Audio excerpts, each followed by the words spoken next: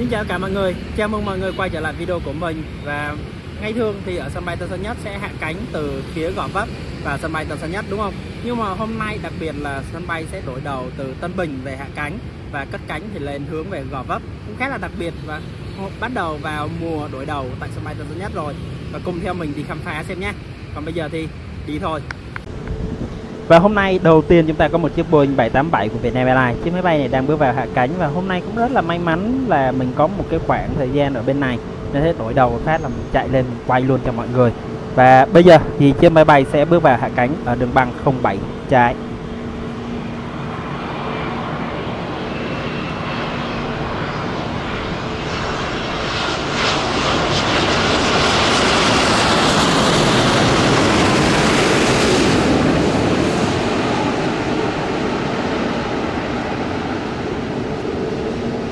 Và ở góc quay này thì chúng ta sẽ thấy được chiếc máy bay chạm đường băng này như thế nào, rất là đẹp luôn. Vì ở khu vực cái quán cà phê này rất là gần với đường băng 07 trái này á, nên thế chúng ta sẽ thấy được máy bay cất hạ cánh rất là đẹp luôn. Do có một đoạn đường ở đường băng 25 trái thì đang bị sửa chữa, nên thế tất cả các máy bay khi mà đổi về đầu 07 thì sẽ phải cất cánh ở đường băng này, cất và hạ cánh ở đây luôn á. Bây giờ một chiếc Airbus A321neo của hãng hàng không Asiana Airlines của hãng hàng không đến từ Hàn Quốc sẽ lên đường băng lên đường băng 07 trái này để có thể cất cánh. Chiếc máy bay này sẽ thực hiện chặng bay từ sân bay Tân Sơn Nhất đi sân bay Incheon của Hàn Quốc. Và một điều rất là thú vị là mọi người đam mê hàng không đều mong chờ sân bay Tân Sơn Nhất đổi về đầu 07, vì ở đây có một cái quán cà phê Hương Cao Nguyên này số 55 Phạm Văn Bạch thì quán này nhìn rất là gần máy bay cất và hạ cánh luôn, đặc biệt là máy bay hạ cánh sẽ nhìn rất là gần luôn mọi người. Và đổi về đầu 07 này là một điều rất là hiếm, và thường bắt đầu thời gian này cho đến Tết là sẽ là thời gian lâu sẽ có những chuyến đổi đầu 07 do gió thay đổi nha mọi người. Bây giờ thì chiếc máy bay Airbus A321neo được lại cất cánh rời khỏi sân bay Tân Sơn Nhất.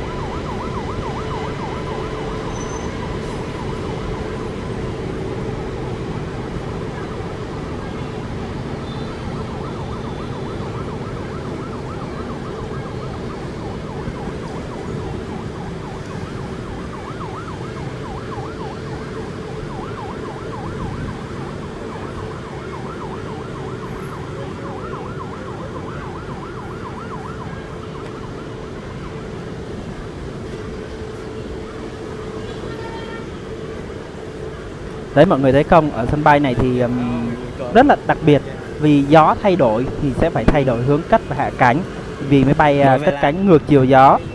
Còn bây giờ thì chúng ta tới với chiếc máy bay to hơn, chiếc Boeing 777-300ER của Qatar Airways. Chiếc máy bay thực hiện chặng bay từ Doha, Qatar về đến sân bay Tân Sơn Nhất. Và ở cái chỗ này chúng ta sẽ thấy được cái dàn bánh xe lực lưỡng của Boeing 777 sẽ chạm được bằng như thế nào, và nó tạo ra một cái màn khói rất là đẹp đặc trưng. Và khi mà gió thổi vào chúng ta sẽ thấy cái mùi nhựa cháy của mùi lốp cháy nó sẽ rất là thơm luôn đó mọi người. Bây giờ chiếc máy bay hạ cánh nào.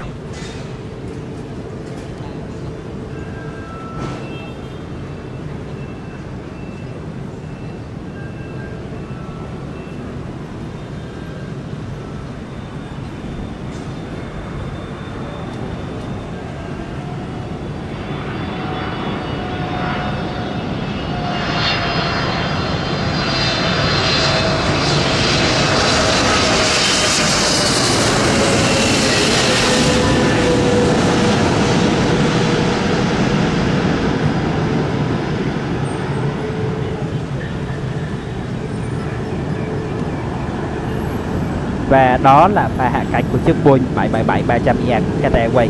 Đẹp đúng không mọi người? Và mùa này đổi đầu thì rất là ít, khoảng tiếng đồng hồ thôi, nên thế là phải cố gắng tranh thủ thì mới có thể ngắm được những chiếc máy bay cất hạ cánh ở đầu 07 này. Ngay sau khi đó thì chúng ta có một chiếc Airbus A320neo của hãng không AirAsia. Chiếc máy bay này được lệnh lên đường băng 25 trái, và chiếc máy bay này sẽ thực hiện chặng bay từ sân bay Tân Sơn Nhất đi Kota Kinabalu của Malaysia. Bây giờ chiếc máy bay sẽ được lệnh của đài kiểm soát không lưu cho phép cất cánh rời khỏi sân bay Tân Sơn Nhất. Mời mọi người chiêm ngưỡng pha cất cánh của chiếc máy bay này nha.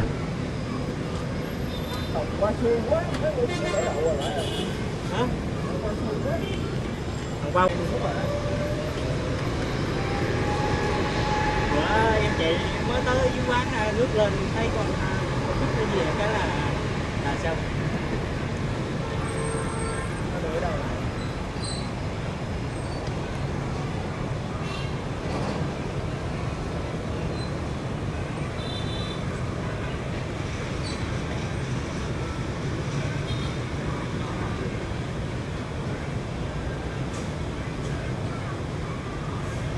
Và mọi người thấy không, chiếc máy bay lấy độ cao rất là nhanh luôn đúng không? Tại vì chiếc máy bay này bay một quãng đường cũng khoảng hơn tiếng đồng hồ thôi. Quay lại đường băng hạ cánh đi, chúng ta sẽ có một chiếc Airbus A321 của Vietnam Airlines cũng đang bước vào hạ cánh. Và hình như có vẻ là chuẩn bị sắp lại đổi về đầu 25 lại mọi người.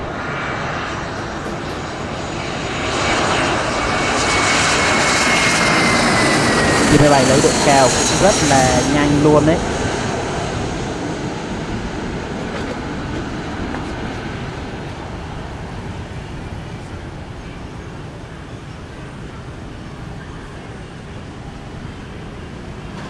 Như mình đã nói thì vào tháng này nha, thì đổi đầu về 07 này thì sẽ rất là nhanh, khoảng 1 tiếng đồng hồ thì sẽ đổi lại thôi, do gió thay đổi bất chợt mà.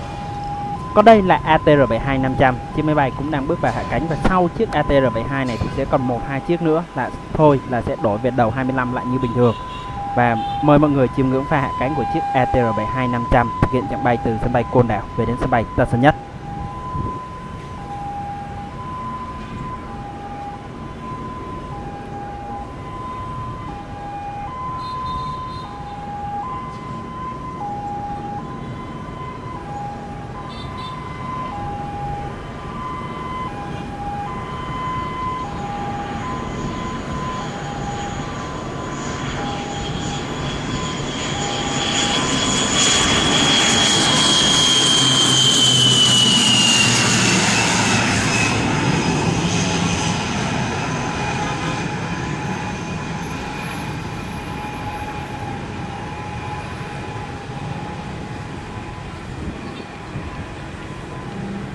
Mọi người để ý từ đầu đến giờ đúng không? Chúng ta ở chỗ vị trí này chúng ta sẽ thấy máy bay chạm đất rất là đẹp luôn.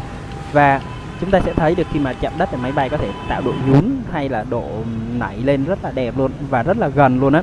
Còn đây là một chiếc máy bay khác của hãng hàng không Vietjet Air. Chiếc máy bay này thực hiện chặng bay từ Tokyo về đến sân bay Tân Sơn Nhất.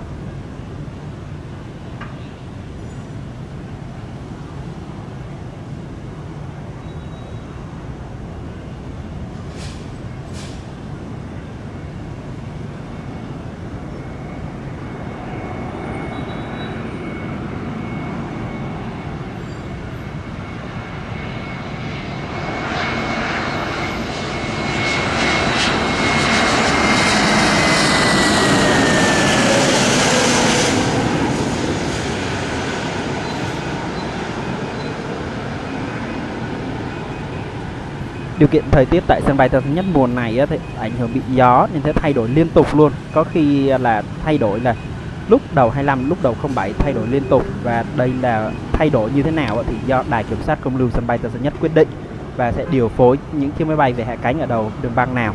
Còn đây là một chiếc Airbus A321, và sau chiếc máy bay này thì sẽ không còn hạ cánh đầu 07 nữa mà sẽ hạ cánh về đầu 25 như bình thường trở lại.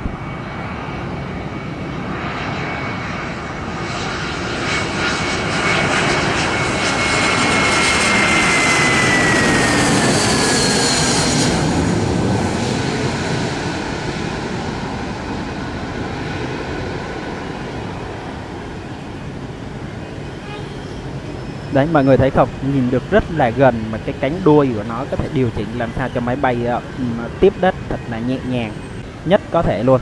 Và bây giờ là chiếc Boeing 7870 Dreamliner của Vietnam Airlines, chiếc máy bay đầu tiên hạ cánh lại đầu đường băng 25 sau khi đổi về đầu 07. Bây giờ thì chiếc máy bay sẽ hạ cánh xuống đường băng 25 phải. Mọi người thấy không, ở góc này chúng ta cũng thấy được cái chiếc máy bay hạ cánh rất là đẹp luôn á. Và bây giờ thì chiếc máy bay đã hạ cánh xuống đường băng 25 phải.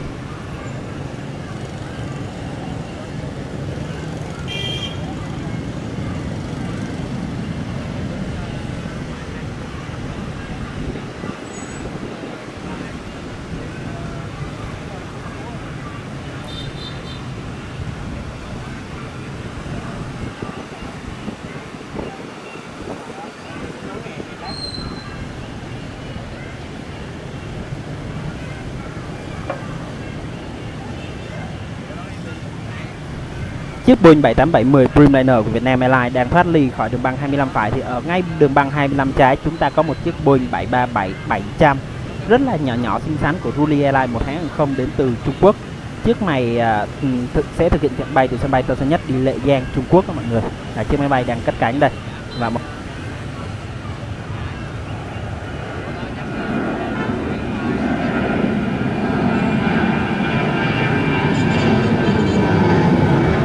Boeing 737-700 rất là xinh xắn với mọi người. Quay trở lại với đường băng 25 phải, chúng ta có một chiếc máy bay Boeing 787 khác của Vietnam Airlines cũng mới hạ cánh xuống đường băng 25 phải. Và Vietnam Airlines hôm nay thì sẽ sử dụng những dòng máy bay Boeing 787 rất là nhiều luôn.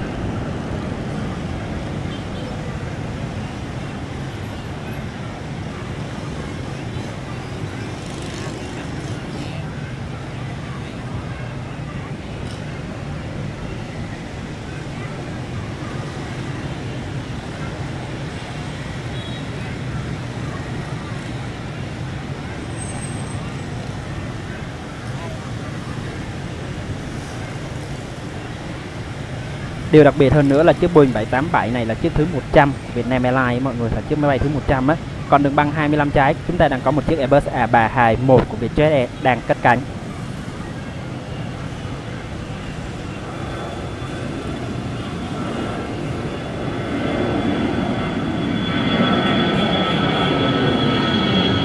Và ngay sau khi chiếc Airbus A321 của hãng không Vietjet Air cất cánh rời khỏi sân bay Tân Sơn Nhất thì ở đường băng 25 trái thôi, chúng ta có Airbus A330-300 của hãng hàng không Korean Air. Chiếc máy bay này sẽ thực hiện chặng bay từ sân bay Tân Sơn Nhất đi sân bay Incheon của Hàn Quốc.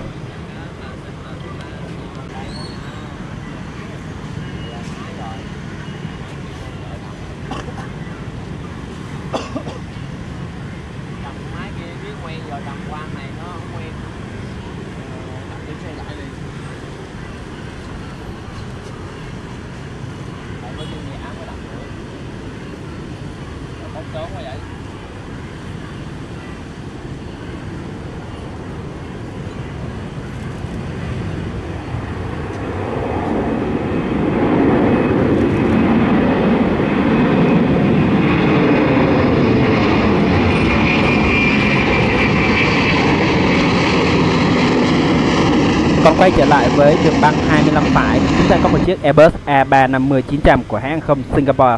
Chiếc máy bay thực hiện chặng bay từ sân bay Changi, Singapore về đến sân bay Tân Sơn Nhất.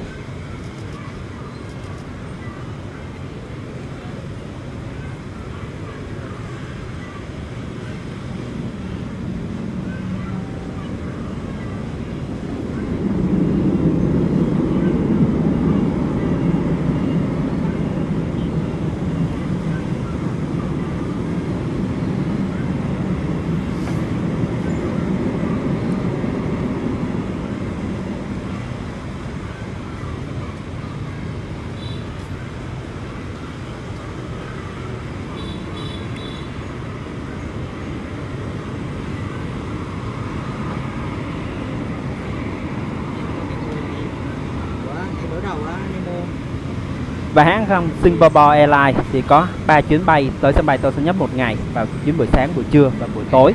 Và bây giờ thì chúng ta nhìn lại bên đường băng 25 trái, chúng ta đang có một chiếc Airbus A321 của Bamboo Airways đã được lệnh cất cánh rời khỏi sân bay Tân Sơn Nhất.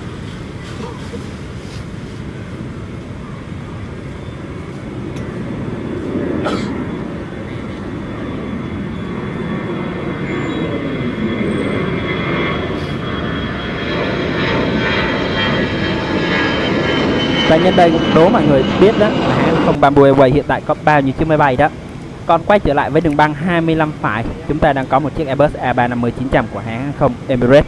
Chiếc máy bay thực hiện chặng bay từ Tiểu Vương quốc Ả Rập về đến sân bay Tân Sơn Nhất, và chuyến máy bay này thường ngày là sẽ vào chuyến giờ này là sẽ sử dụng dòng máy bay Airbus A350-900. Chuyến bay vào buổi tối thì sẽ dùng máy bay Boeing 737-300ER. Bây giờ chiếc máy bay đã hạ cánh xuống đường băng 25 phải.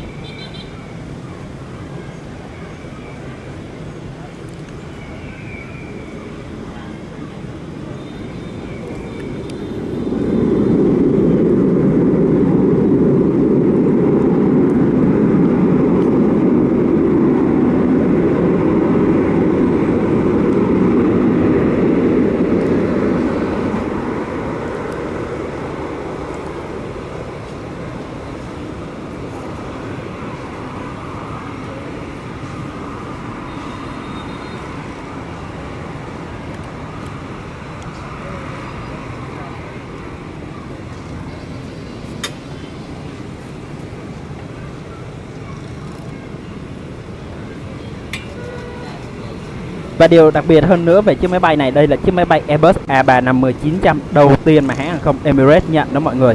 Đây là chiếc máy bay đầu tiên trong đội bay Airbus A350-900, và sắp tới đây thì hãng hàng không Emirates sẽ có thêm những dòng máy bay Airbus A350-900 và Airbus A350-1000 khác nữa cơ. Quay trở lại với đường băng, chúng ta sẽ có một chiếc máy bay Boeing 777-300ER của Qatar Airways. Chiếc máy bay sau thời gian nghỉ ở sân bay Tân Sơn Nhất khoảng 2 tiếng đồng hồ thì bây giờ chiếc máy bay sẽ thực hiện chặng bay từ sân bay Tân Sơn Nhất đi sân bay Techno của Campuchia.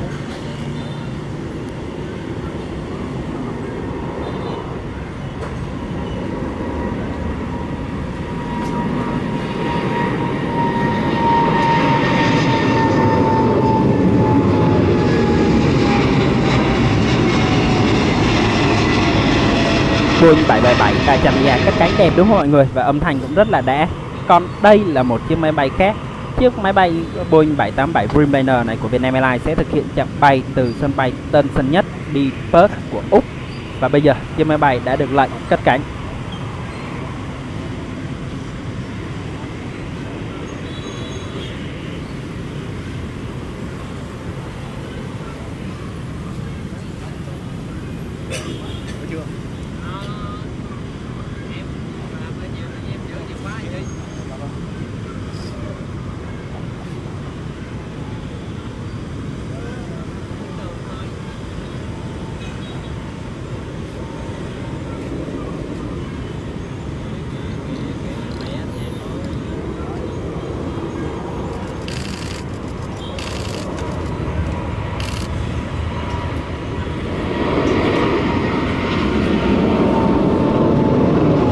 Một điểm khá là đáng tiếc ở cái quán cà phê này là có một cái cây chắn ở gần khi máy bay cất cánh ấy, thì chúng ta sẽ bị mất khoảng một phút là chúng ta sẽ bị vướng cây, chúng ta sẽ không thấy máy bay đâu. Nhưng mà thôi, tạm thời chúng ta sẽ quay trở lại với đường băng 25 phải, nơi chiếc Airbus A330-300 của hãng hàng không Vietjet Air. Chiếc máy bay này đang bước vào hạ cánh và đây là pha hạ cánh của Airbus A330-300. Và Airbus thì luôn luôn có một cái kiểu dáng hạ cánh rất là đẹp, khác với Boeing nhiều luôn mọi người. Và bây giờ thì chiếc máy bay đang hạ cánh trong điều kiện thời tiết gió nhẹ.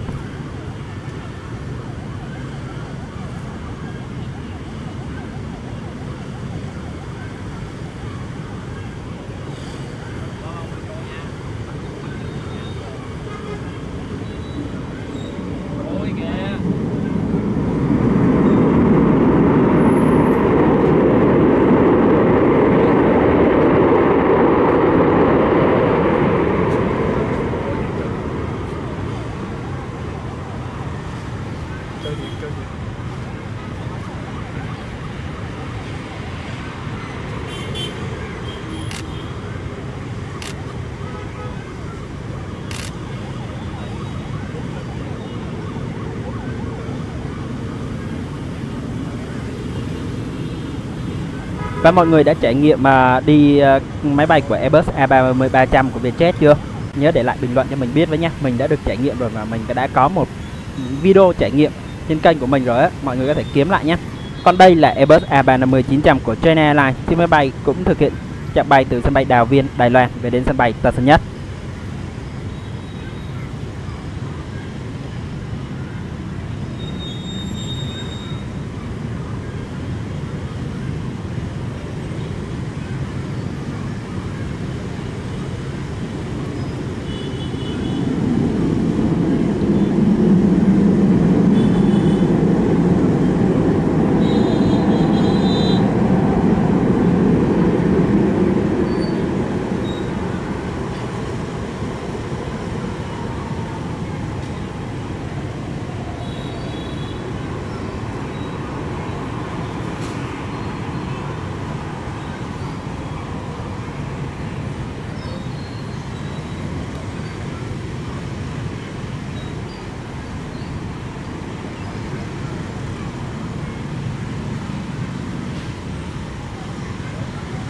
Hãng không China Airlines thì có 2 chuyến bay một ngày tới sân bay Tân Sơn Nhất, một chuyến vào buổi sáng và một chuyến vào buổi chiều này á. Còn đây là một chiếc máy bay của hãng không Vietjet Air. Chiếc máy bay này thì đang được xe kéo ra khu vực đầu đường băng 07. Ở đây thì nghe nói chiếc máy bay này sẽ kiểm tra động cơ máy bay và bây giờ thì chiếc máy bay sẽ được kéo ra đến cuối đường băng 07. Nhưng mà đầu tiên thì chúng ta quay trở lại với đường băng 25 phải, nơi một chiếc máy bay Boeing 787-10 Dreamliner của Vietnam Airlines cũng đang thực hiện chặng bay từ sân bay Nội Bài về đến sân bay Tân Sơn Nhất. Chiếc máy bay đang hạ cánh trong điều kiện thì gió cũng nhẹ và mặt trời cũng đang xuống nên trời bắt đầu tối rồi mọi người.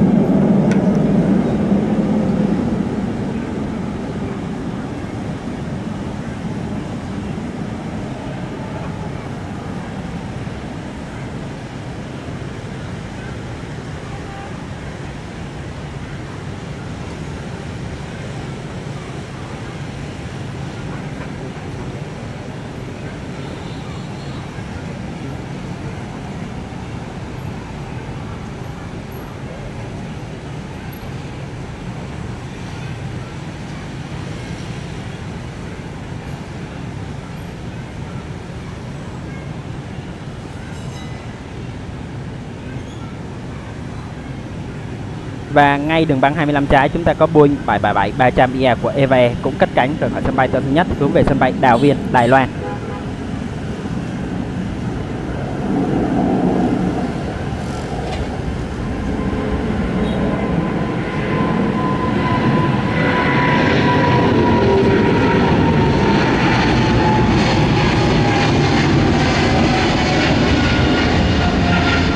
Chiếc Boeing 777-300ER của Eva Air cất cánh rời khỏi sân bay Tân Sơn Nhất á, thì bây giờ chúng ta quay trở lại với chiếc Airbus A321 của hãng hàng không Vietjet Air.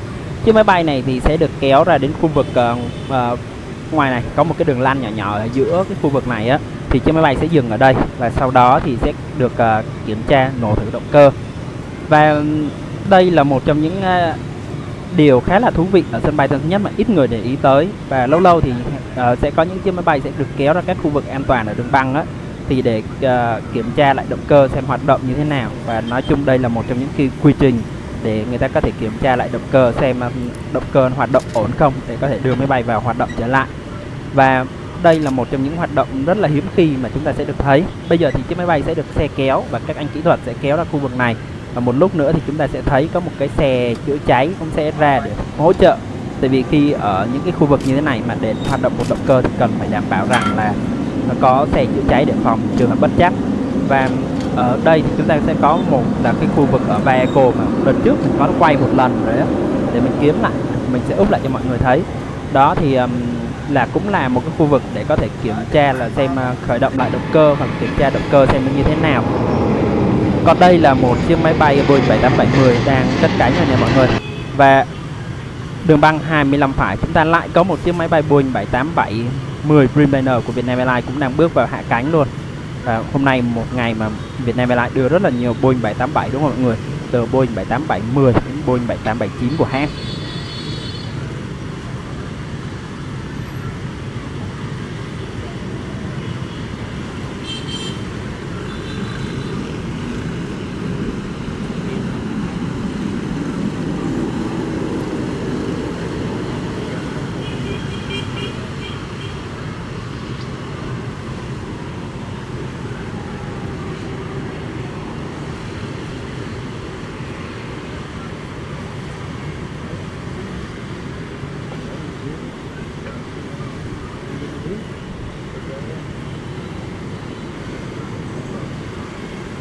Và bây giờ thì cũng đã gần chiều tối rồi mọi người, mà hoạt động tại sân bay Tân Sơn Nhất ngày càng nhộn nhịp hơn.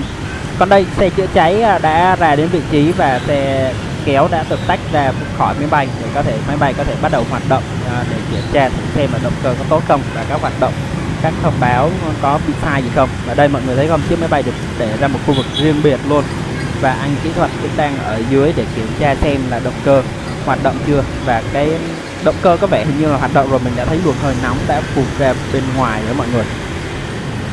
Và nói thêm rằng đây là một trong những cái điểm mà để có thể máy bay có thể kiểm tra được động cơ của mình để là không bị ảnh hưởng tới các hoạt động bay khác, thì máy bay sẽ được đưa ra một cái khu riêng biệt như thế này để có thể kiểm tra tính năng cũng như là hoạt động của động cơ. Đây mọi người có thể thấy được rằng là chiếc máy bay đang được hoạt động. Và video cũng đến đây là kết thúc rồi. Cũng cảm ơn mọi người đã quan tâm theo dõi động viên.